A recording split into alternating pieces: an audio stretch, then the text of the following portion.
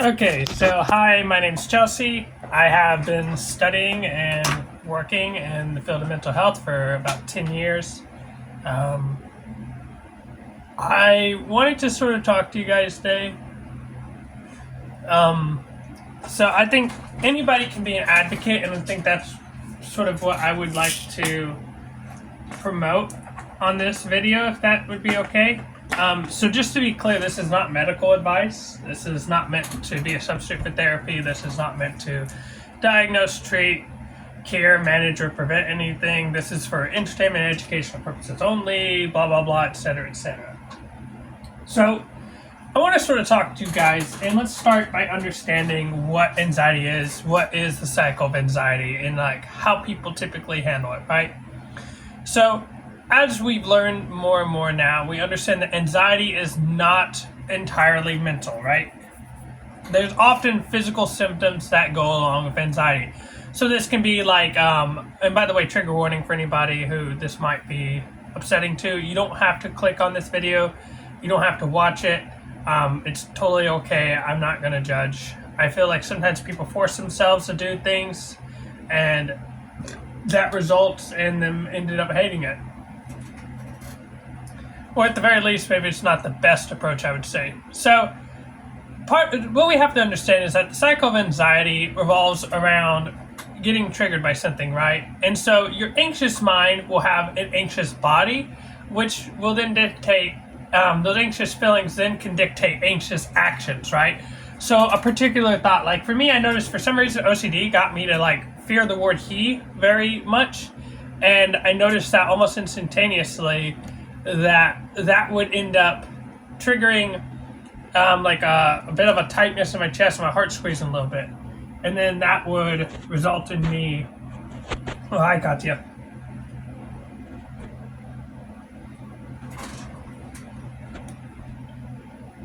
Come on. You're okay. Good girl.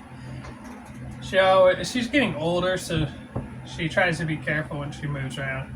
This is my baby Katya. I love her. She's awesome. My best friend, honestly. Yeah, like this is what one of the things I live for is Katya right here, and she's really cool. I love her.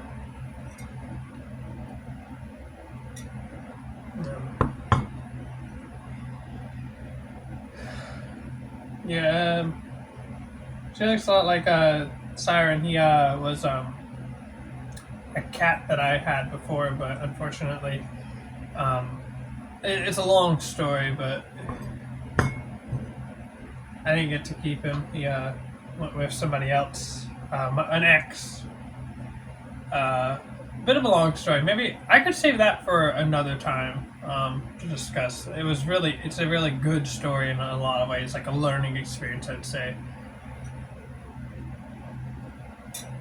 Some damn good coffee in the morning. So, really, what you have to understand is that one of the easiest ways to deal with anxiety temporarily is to avoid it, right? So you end up running away, and then that signals to your brain to do that again, right? And you start to habituate to that. And of course, the biggest problem is that it ends up constricting your life in such a way that it makes it to where you can enjoy less and less things, you know? And so I think, avoiding the cycle of anxiety essentially results in you avoiding your fears. And ironically enough, that the more you avoid those fears, the stronger they grow, the bigger they get. And so it can be quite difficult because resisting that is something that makes you feel like you're fighting against your brain. Because the brain is not necessarily... I've heard people tell me before, like, hey, Chelsea, like, it feels like my brain is fighting against me, or like, it feels like me and my brain aren't on the same page. And like, yeah, kind of, I understand that, because at the end of the day, what your brain really wants more than anything else is survival, right? And so perceived danger versus actual danger can be an entirely different thing or topic that becomes really difficult to deal with. And I think that recognizing that is really important. And so obviously we sort of know this already, but facing our fears is incredibly helpful, and doing so is going to help you in the long term. Something that's really important to understand is that this is probably going to be tough for a lot of people, and that's perfectly okay. And you do not have to try to get anything specific out of this, right? Like, this is going to be incredibly tough, and yet it can still be incredibly fun and rewarding. And doing the things you hate like you love them is super important for helping people sort of enjoy a life in the present moment, right? So often people try to enjoy life like 10 or 15 years from now. They're like, I had this guy, he was just like, if I just get better, if I just get rid of my anxiety, then I'll be able to hang out with friends. Then I'll be able to live a life that's worth living. But like, those are just hypothetical scenarios, right? Like, how do you know you're going to live 5 years from now? Like, how do you know you're going to be alive, right? You really don't. Of course, God willing, you are alive and you do good in the future. And at the same time, the only thing that is true is right now, this very second, which is why mindfulness is so incredibly important, right? And so we have to understand that what really this comes down to is OCD and anxiety are the doubting and worry diseases that I would call them, right? And so, often worries are like unpleasant thoughts that you can't tend to get out of your head. They're almost like annoying bugs that keep buzzing around and they don't leave you alone. I don't know if you've ever had if you ever heard of like going into a grocery store, you got a little child, and little Jimmy, he's like, wah, right? And he's like bitching, right? And you try to ignore him. And the more you ignore him, the more the kid starts screaming until you address the issue, right? Like, you can't, I've seen so many parents, they'll say, I'll just let the kid cry it out. And that might work sometimes. And that's the thing. Sometimes people just ignore their anxiety, and it works sometimes, right? And then other times the kid gets louder. And so, while it will work sometimes, it's not a consistent coping mechanism if that's the only one you rely on to provide you alleviation of symptoms, right? And again, like, it's okay. Like, I think worry is not necessarily bad. Again, this is the thing about changing our relationship with it. Because worry serves a function, right? We all worry from time to time. And worry is often a way of addressing issues that need to be handled, right? I wouldn't necessarily say fixed, because there are some things that are, universal constants, right? Like, there's always going to be something going on in the world, right? Like, there's global issues that we as an individual alone are not going to be able to fix. And so in that case, it's sort of good to take a step back and ask ourselves, is this really something that we can address right in the here and now? And so I think, when worry becomes a really big problem is when it starts to affect other parts of your life, right? And this is sort of like what I've talked about in previous videos.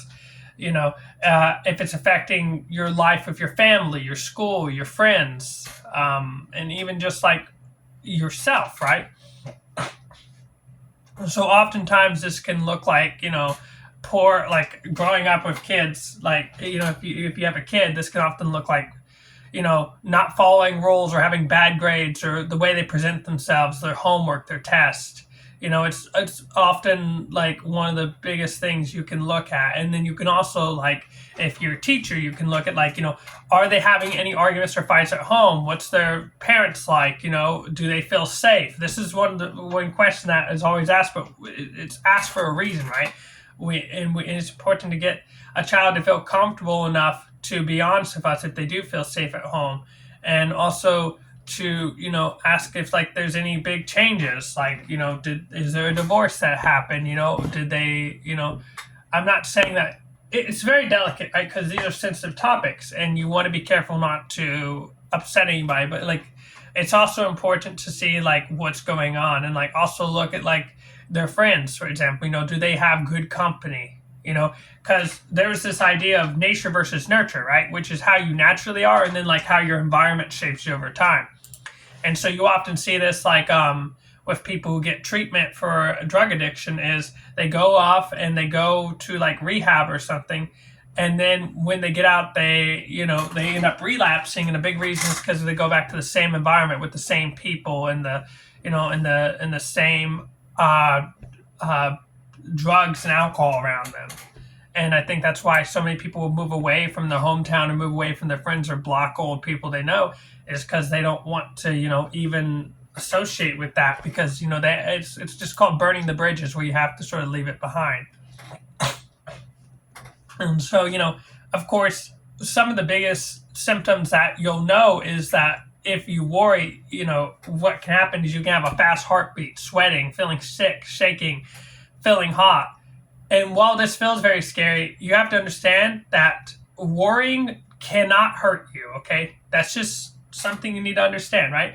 It's certainly uncomfortable, but like with some practice, you can learn to manage it and control a little bit better, And so this is like something, I want to be careful before I say this. Let me check it out. So I can't find the exact term, but it's the idea that, sometimes if we want to look at how to improve stuff, we can look at what's already working and then look at like how can we increase the frequency of that. So I had a guy, he was like talking about like what he did when he worried, and often he would just, when he was feeling sad, he would talk to friends, hang out with them, maybe go for a walk and stuff. And I thought, yeah, like that's great. Like, how can we increase the frequency of that? And like, how can we make that a more consistent as a habit? Because those are good coping mechanisms. I don't think, coping mechanisms are not inherently bad. It's just, is it adaptive or maladaptive? Is it serving its function, right? And then also, like, that's the other thing. If it's causing impairment of function, then maybe it's not the best coping mechanism for you in that moment in time, right? So I think this is also important to understand, like, when you're talking with people about their thoughts and feelings, how to manage them, getting to have them explore the way they feel, and you can throw out some words, because sometimes people aren't quite sure. You can say, just tell me, like, are you feeling happy, mad, sad, etc. And then from there, you try to understand why they're feeling that way, right? So, like, some people might be like, I'm worried because there's a girl I want to ask out. And so when I ask out I want to ask out this girl, but when I think about asking her out, I'm really worried that she's going to reject me. And then, so the next step would be like, asking them, okay, so what did you do about it, right? So for some people, they'll be like, well, what I did was I ran away. Plain and simple, I ran away. Because the only guaranteed way to not get upset or triggered is that, not to ask her out. So I'm just not going to do that, because at least that way I know for sure what's the outcome, right? And then, of course, the other thing you can sort of do is to ask them, like, okay, what's some of the things you could do differently, right? So, like, oftentimes people create this situation where there's only two outcomes, right? Which is either one, I go up and ask her out, or two, I avoid the situation altogether. But, like, if you're not comfortable with either of those, then maybe you don't have to ask her out. Maybe you can just ask her, hey, how are you doing today, right? Like, and you can just start a friendly conversation and just not putting outcomes or expectations on the situation at hand, and just sort of have a good time, right? Because ironically enough, one of the best ways to get what you want is to not put so much pressure on getting what you want. So that's why, it sort of goes into the next thing, which is talking about your fears, right? And so often when you find one fear, you'll find many other types of fears as well, right? It's very rarely that people have one isolated incident of a thing that they're worried about, right? Of course, specific phobias may kind of contradict what I'm saying, and hopefully it doesn't, but I hope I'm making sense here when I say this. Like, and that's why it's important to ask them, like, what are some of the thoughts that you have when you are nervous or scared, right? And this is the whole thing about the whole anxious thoughts, body, and then actions, right? And so then, like, when you have some thoughts that are particularly unnerving, to sort of look at, like, what is it that your body is feeling in that moment in time, right? Like, where can you feel it? Are you feeling it in the heart, the chest, the face, the legs, and then from there, again, this is like a whole thing about opposite action is asking them like, what can they do next time when they're feeling afraid? Um, and really, it's about problem solving together, right? And sometimes I don't have the answers, right? And that's perfectly okay. And that's why you have to try out different things that that people that may or may not work. And this is why patience and hope is such an important part, because there's almost a sense of urgency and desperation. I'm not going to say that there's no good reason to it, because for a lot of people, they've been dealing with this for years and they don't want to deal with it for another day, and that's totally valid. I'm not saying it's not. I'm just saying like that often therapy takes time, because if you've gone through years of trauma, it might take weeks, months, if not years of consistent therapy before you see significant outcomes. So I think it's perfectly okay to have both feelings. I think two things can be true at the same time without contradicting each other, if that sort of makes sense, right? Okay, so the next point is going to be talking more about safe spaces, right? So we all have heard this term, and I really love that it's starting to become more acceptable now. I see, unfortunately, there's a small portion of people who make fun of the term safe spaces, but I think safe spaces are a really great thing. And this could be like, a person, place, or thing, or an activity that makes you feel better, right? So, for example, one of my safe places is Billy. If I'm ever having a bad day, I might just vent to Billy and be like, "Hey, bro, what's up?" And then they, might sort of talk to me and be like, "Well, this is what I was feeling, and this is why, I was feeling it." And we sort of go back and forth, and it's a mutual thing where we sort of help each other come down, right, from a particularly stressful day. Or like I might spend time with my pets. I might go to nature. I might, call up like a friend or something like that. Or maybe like gaming is big for me. Like I like gaming. I like working out. I like a lot of different things. For some people it might be painting or any other thing. And I think that's why it's important, to get hobbies and activities, because not only are they good for you in the sense of helping you keep busy productively, of course, you don't want to just totally avoid, but at the same time, what it does is these are third spaces that allow you to meet people, right? So sometimes people will go to like often people's first third experiences growing up is they have what do you call it? Like school, right? Like high school is where you meet a lot of people that it's a common place you all come to talk together. Or it could be a home life of family members where it's a common place where you all are together to talk. And this can sort of spread out into like, like when you grow up to be an adult, this is why, for a lot of people, church is important. For me, church is important because it's an area where not only I can go to, to worship, but also to meet a lot of good, like-minded people. It's where I met my pastor, Keith, a really good guy, and I have an immense amount of respect for him, and he does a lot of good work. And also, like, I don't know, I wouldn't recommend going to a bar personally. Although I know some people it works for, I don't know if that's particularly the right crowd of people.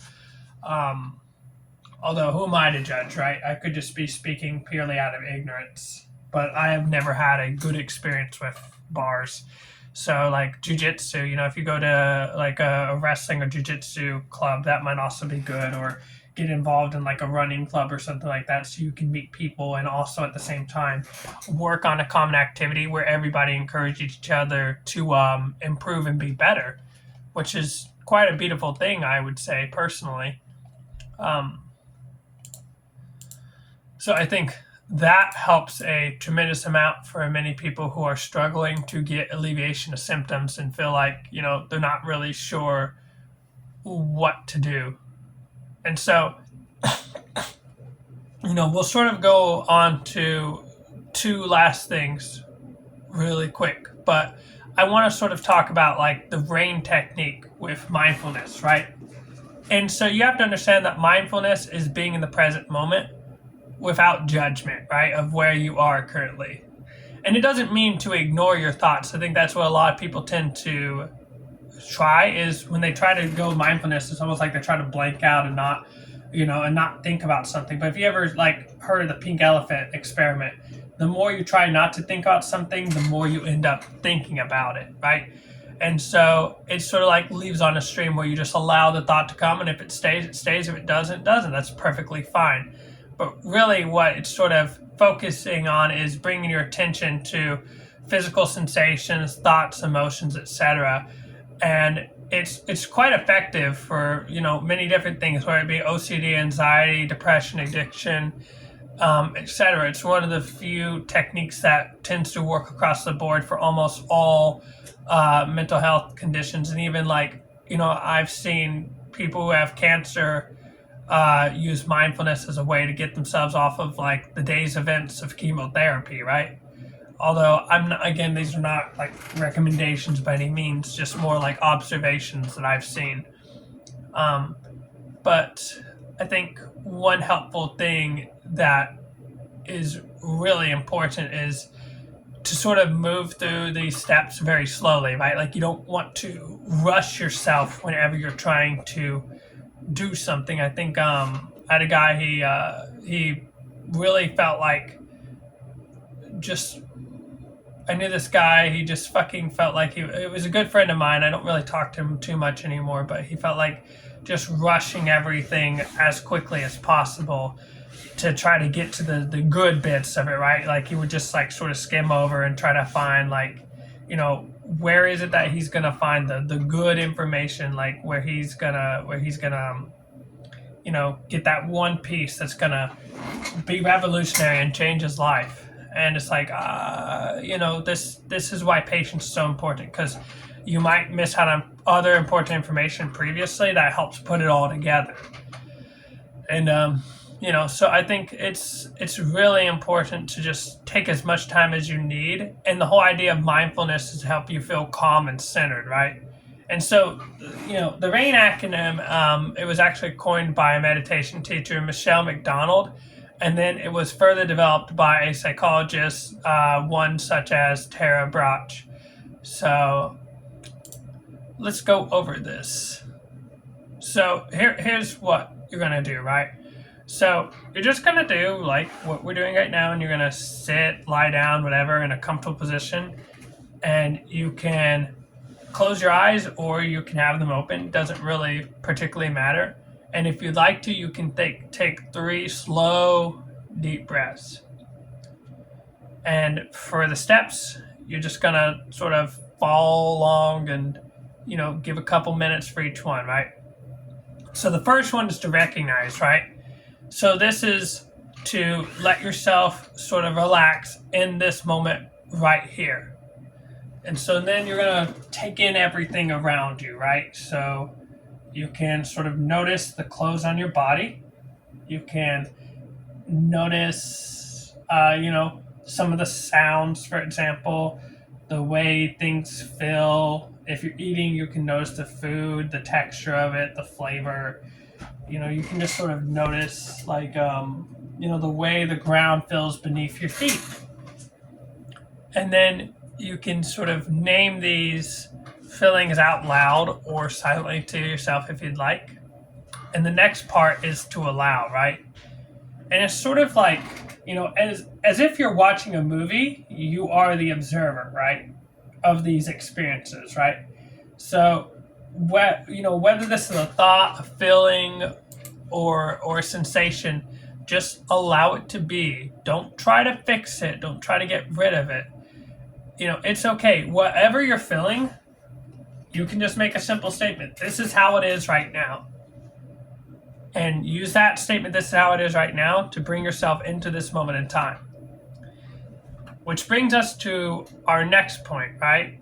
Which is to investigate, right? So this is like, what words are going through your mind? What emotions are you feeling? And then where are they coming from? And then, how are these feelings experienced in your body? So, like, sense the most vulnerable part of yourself and then reflect on what it needs. And this could be things like, needing forgiveness or love or belonging or acceptance. Which sort of brings us into our last point of the RAIN acronym, which is in or nurture.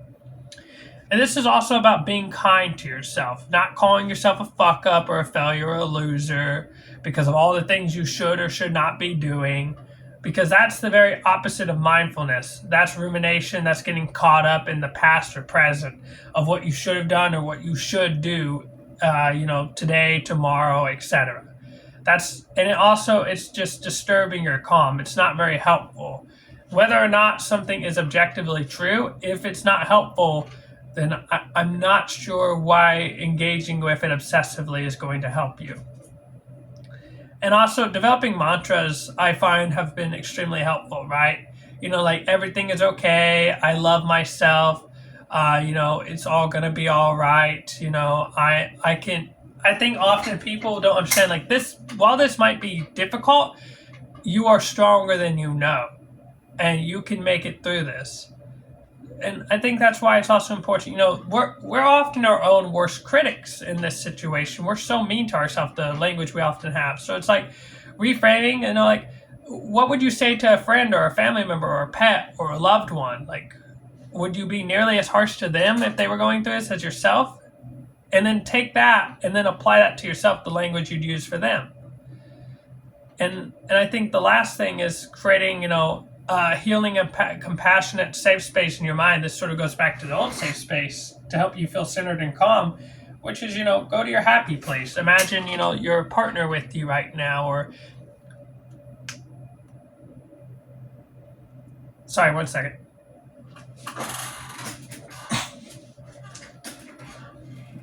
A good family friend or a trusted mentor being there with you. And if imagining it is not good enough, then do these practices with them. I think this is why so often therapy is helpful, is because you have somebody that's trusted there with you to help guide you along on this. And then, you can come back to this over and over again. Let me go ahead and copy this article, and I'm going to go ahead and post this down below.